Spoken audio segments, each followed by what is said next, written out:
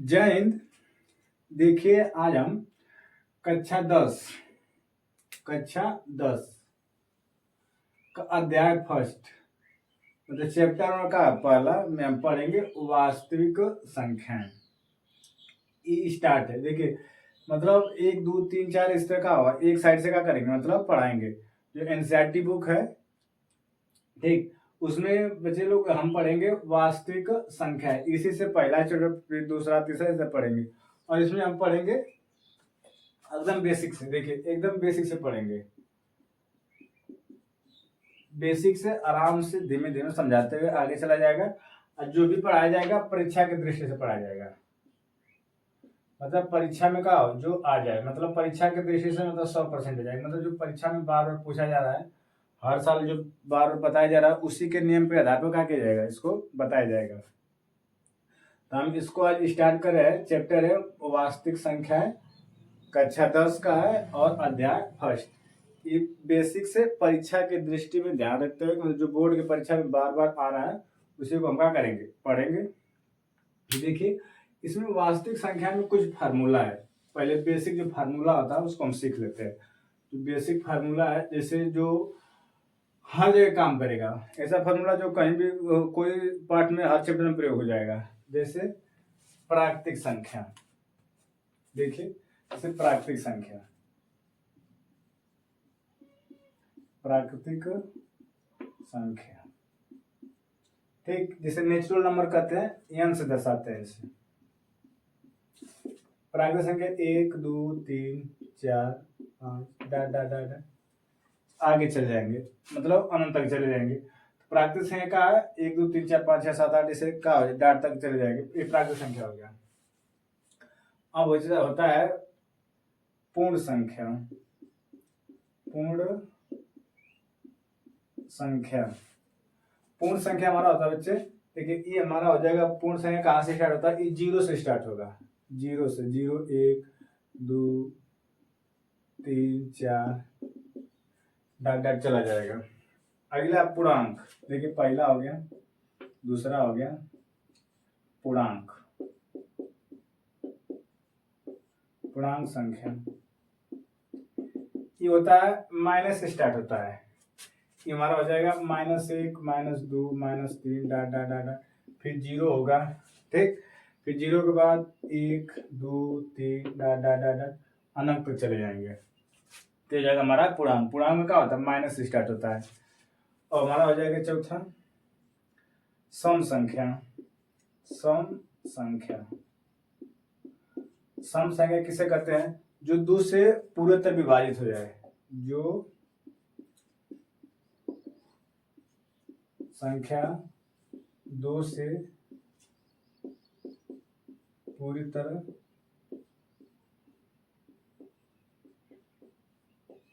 विभाजित हो जाए उसे क्या कहेंगे, सम संख्या। जो मतलब 2 से पूरी पूरी का हो जाए, कट जाए।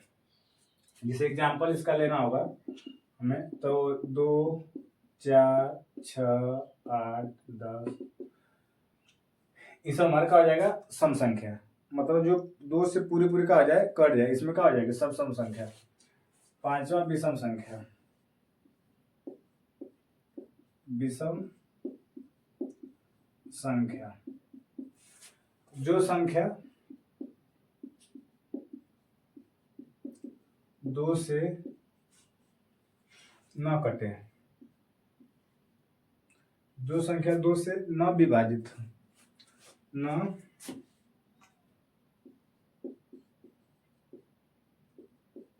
विभाजित हो।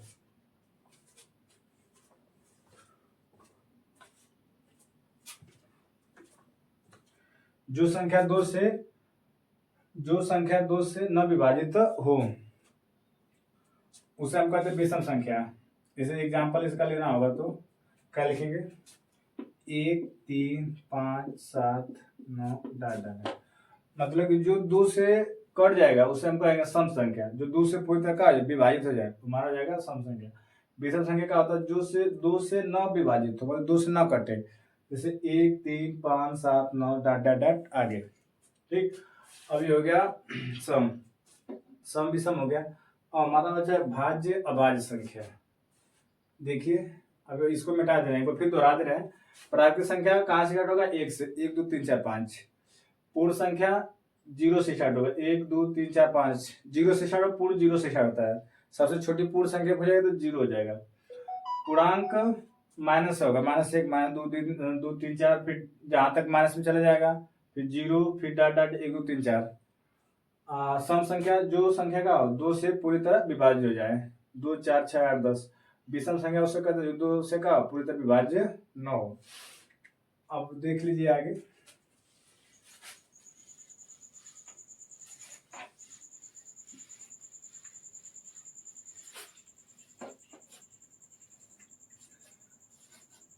भाज्य संख्या,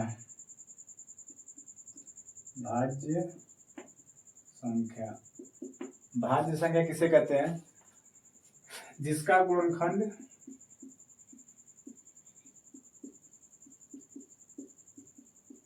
जिसका गुणनखंड 2 से अधिक हो, 2 से अधिक हो। जिसका गुणनखंड का 2 से अधिक, जैसे एग्जाम्पल 4 6 8 9 10। मतलब गुणनखंड का मतलब का 2 से अधिक, मतलब वो संख्या जो 2 से ज्यादा बन, जैसे 4 है। देखिए 4 कैसे कैसे कट जाएगा? 4 1 से भी कट जाएगा, 2 से भी कट जाएगा और 4 से भी कट जाएगा। देखिए इसका 2 से अधिक गुणनखंड हुआ कि नहीं हुआ? तो जिसका 2 से अधिक गुणनखंड का हो जाएगा तो क्या हो जाएगा? वो किस में जाएगा? भाज्य संख्या में। अब देखिए अभाज्य संख्या।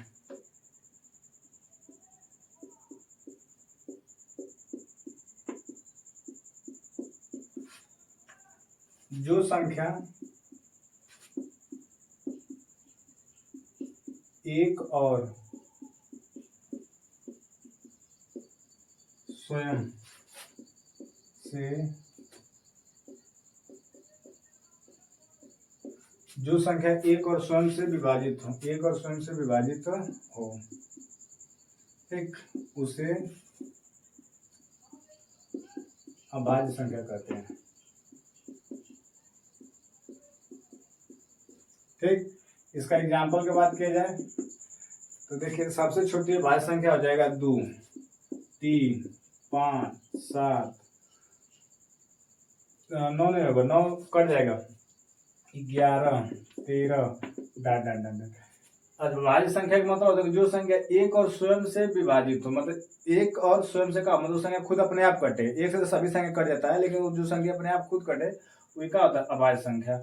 और सब भाज्य संख्या क्या होता है? भाज्य संख्या का मतलब होता है जिसका गुणनखंड का हो, जिसका गुणनखंड 2 से अधिक हो, उसे हम कहेंगे भाज्य संख्या। से क्या कहेंगे? भाज्य संख्या। एग्जाम्पल 4 6 8 9, इन सबका क्या 2 से अधिक गुण। देखिए 4 हो गए, 1 2 4, 4 से कट जाएगा 6, 6 कैसे कट जाएगा? 6 1 से कटेगा, 2 से कट जाएगा, 3 से कट जाएगा, 6 से कट जाएगा। इसका क्या हो? 2 से अधिक गुणनखंड हो गया कि ना हो गया? ये सब क्या है? भाज्य संख्या है। अभाज्य का मतलब बताई दें, तो संख्या का स्वयं से कटे, अपने आप का खुद से कटे, वो कहा जाएगा अभाज्य संख्या। अब परिमेय संख्या।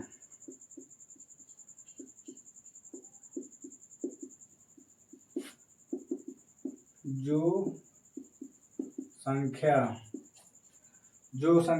अंश बटा हर, जो संख्या अंश बटा हर, ऐसे करते हैं P बटा के Q। देखिए परिमेय संख्या का मतलब क्या होता है?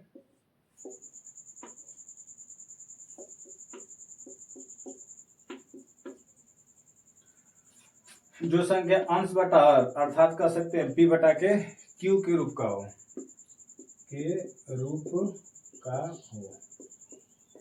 उसे परिमेय संख्या कहते हैं। परिमेय संख्या कहते हैं। ठीक, एग्जाम्पल अंश बटा हर का मतलब क्या हो? मतलब अंश P अंश बटा हर, जैसे 4 हो गया, 4 P भी 4 के नीचे 1 लिख सकते हैं। ठीक, जैसे 4 लिखा है, 5 लिखा है, इसके नीचे 1 लिख सकते हैं, 7 लिखा है, इसके नीचे काम कर सकते हैं, 1 लिख सकते हैं। तो 3 बटा के 2 हो गया, 7 बटा के 4 हो गया, 9 बटा के 5 हो गया। ये सब का है परिमेय संख्या।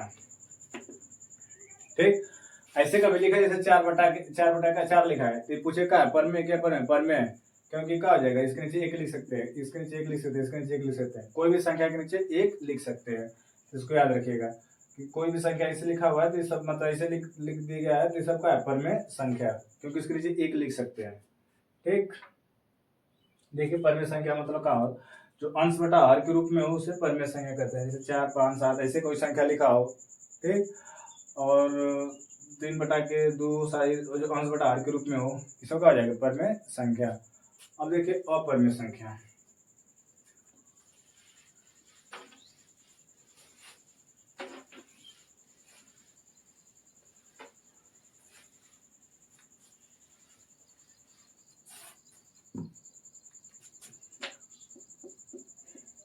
अपरिमेय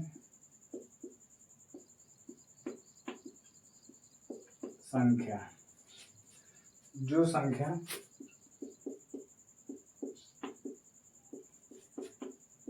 P/Q के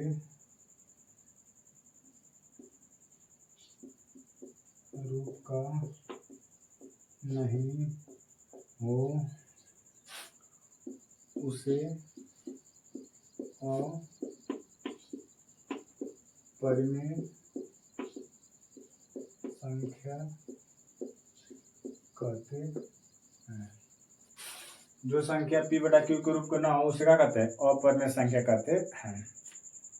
ठीक, इसका एग्जाम्पल का बात करी जाए बच्चों तो कड़ी में होगा, जैसे कड़ी में 2, कड़ी में 3, कड़ी में 5, कड़ी में 7, मतलब जो संख्या कड़ी से बाहर ना निकल पाए, ये सब क्या हो जाएगा, अपरिमेय संख्या। जैसे कड़ी में 2, कड़ी में 3, कड़ी में 5, कड़ी में 7, ये सब का है अपरिमेय संख्या। अगर इसको कहा जाए कि कड़ी में 4 का है, परिमेय के अपरिमेय, तो 4 निकल जाएगा, कब हो गया 2 का, तो 2/1, ये अंश बटा के हर के रूप में हो गया, तो क्या हो जाएगा, परिमेय संख्या। तो परिमेय अपरिमेय समझ में आ गया, कोई दिक्कत है नहीं। परिमेय का मतलब क्या हो, जो अंश बटा हर के रूप में, जैसे 2/1 होगा, ठीक, जैसे 5 होगा, जैसे 25, अंडर रूट 25 से क्या निकलेगा 5, तो अंश बटा अंशों के नीचे हर, ऊपर वाला अंश कहते हैं, नीचे वाला कहते हैं हर। ठीक है, हो गया ना, अंश बटा के हर, कोई भी संख्या के नीचे 1 मान सकते हैं, कोई भी संख्या हो, तो हो जाएगा हमारा परमेय संख्या। और परमेय संख्या का होता है जो नहीं निकल पाएगा, जैसे 2 ना निकल पाएगा तो 3 निकल गया, 5 न 7, ऐसे बहुत सारी संख्या जो का हो कड़ी से बाहर ना निकल पाए, तो कड़ी में जो संख्या रहता है उसे क्या कहते हैं, अपरिमेय संख्या कहते हैं।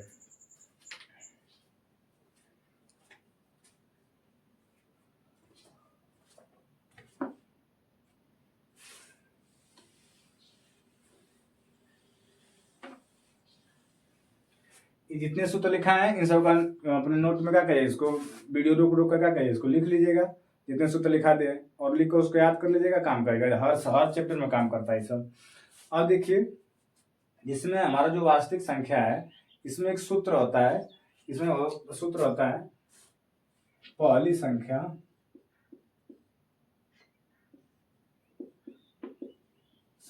गुणे दूसरी संख्या बराबर मस गुणे लस, मस गुणे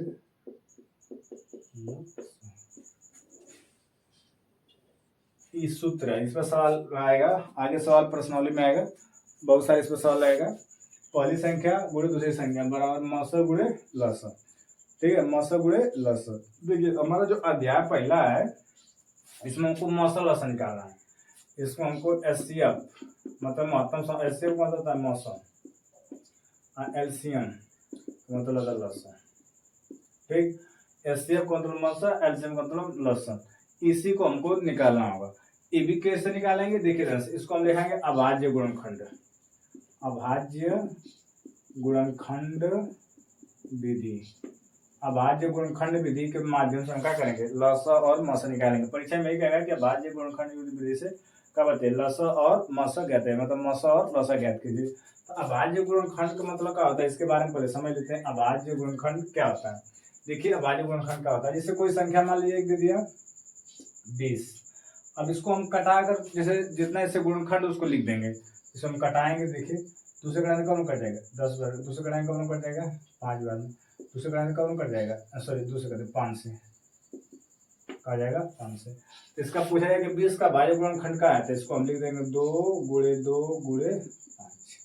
ये हमारा क्या हो जाएगा, अभाज्य गुणनखंड। इसी को हम कहते हैं भाज्य गुणनखंड। बहुत गुना तो इसको ऐसे लिख सकते हैं, 2 का बार 2 बार 2 और गुणे 5, या दोनों सही, इसको और ये दोनों सही है। ठीक, ये हमारा क्या होता है, अभाज्य गुणनखंड। ठीक है, इसमें सवाल है, तो सवाल आता है, असल आता है परीक्षा में। जैसे यदि नॉर्मल लेके समझा रहे हैं, जैसे मान लीजिए कोई और ले लेते हैं, लेकिन सूत्र क्या देखेगा, पहली संख्या गुणे दूसरी संख्या बराबर मौसा गुणे लसा। ठीक, अब देखिए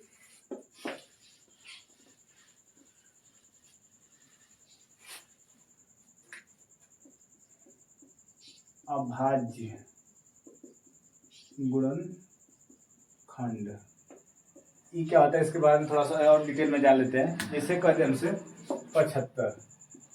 75 का अभाज्य गुणनखंड बताइए।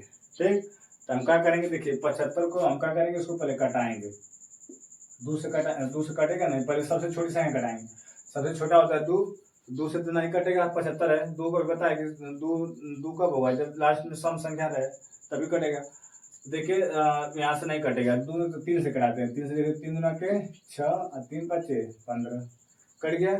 फिर 5 से कटाएंगे तो हमारा हो जाएगा 5 5 25 और 5 कम 5 कट गया। तब इसका अभाज्य गुणनखंड पूछेगा, 75 का अभाज्य गुणनखंड बताइए, तो 3 गुणे 5 गुणे 5।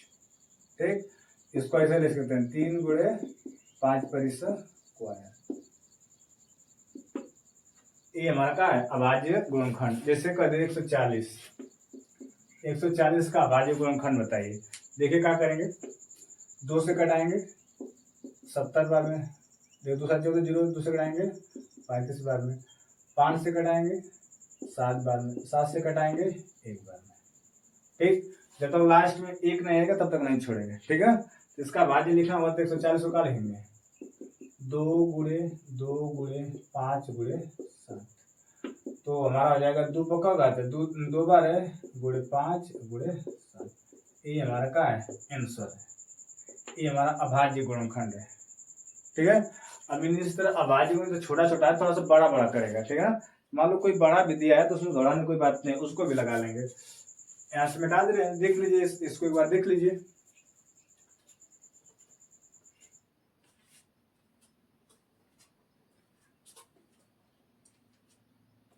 कोई दिक्कत नहीं होगा। अब आगे चलते हैं, देखिए जैसे और हम करा दे रहे हैं अभाज्य गुणनखंड, फिर मौसा बताएंगे। अभाज्य गुणनखंड कर लीजिए, फिर उसके बाद मौसा लौसा बताएंगे, कैसे लगता है, आसान से लग जाएगा। मान लीजिए हमको दिया 156, इसको हम 2 से कटाएंगे, 2 7 14, 2 8 16, फिर 2 से कटाएंगे, 2 3 6, 2 9 18, सब लोग कटा लेंगे, 2 से पढ़ा 2 7 14, 1 बचेगा, 2 8 16, फिर 2 से कटाएंगे, 2 3 6, 1 बचेगा, 2 9 18। अब 2 से नहीं कटेगा, 3 से कटेगा, 3 कम 3, 3 से लेके 9। ठीक है ना, अब फिर 13 से 13 22 संख्या 13 खुद कट जाएगा। इसका पूछेगा मतलब अभाज्य गुणनखंड बनेगा 156 बराबर क्या लिखेंगे, 2 गुणे 2 गुणे 3 गुणे 13। इसको बहुत करें तो ऐसे लिख सकते हैं, 2 पर स्क्वायर गुणे 3 गुणे 13। ये हमारा क्या हो जाएगा, आंसर हो जाएगा। ठीक, ये हमारा क्या होगा, आंसर होगा। देख लीजिए क्या किया, बस कटाना है, बस धीमे धीमे कटाइए, आराम से कटाइए। जो गुणनखंड उसको क्या करें, लिख दीजिए, जो 2 बार है उस पर 2 बार लिख दीजिए, 3 बार है 3 बार आएगा तब लिख देंगे। ठीक है, और एक का सवाल देख लीजिए।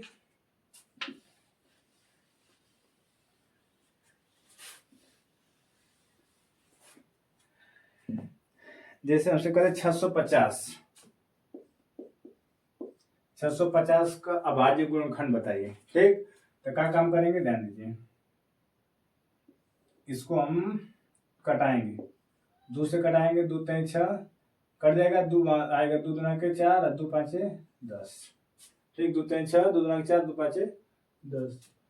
फिर अगर हम इसको कटाएंगे, 2 से तो नहीं कटेगा, देखिए लास्ट में क्या विषम संख्या तो नहीं कटेगा, 3 से कट जाएगा, 3 और 3 8 24 ना कटेगा, 5 से कटाइए। ठीक, तो 5 6 के 30, 2 बच जाएगा 25, 5 5 25। अभी देखिए 5 से कटेगा, तो 5 1 5, 1 बच गया, 5 3 15, 13 से कटा लीजिए। तो सब पूछे 650 से क्या बात है, अभाज्य गुणनखंड, इसका क्या हो जाएगा, 2 गुणे 5 गुणे 5 गुणे 13। हो जाएगा हमारा 650 बराबर का 2 गुणे 5 पर स्क्वायर गुणे 13।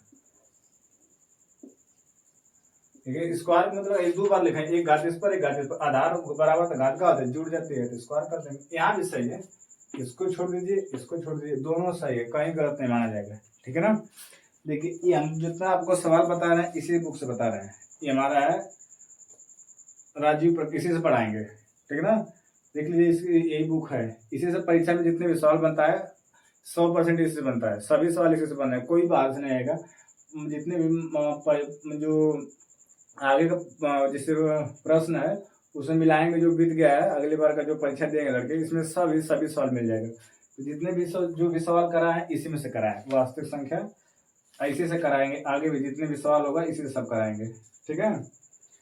जिसे और करा दे, जैसे हमको दिया एक सवाल दिया 945, 945 इसका भाज्य गुणनखंड करना है। देखिए कैसे करेंगे, यहाँ से इसको कटा दीजिए,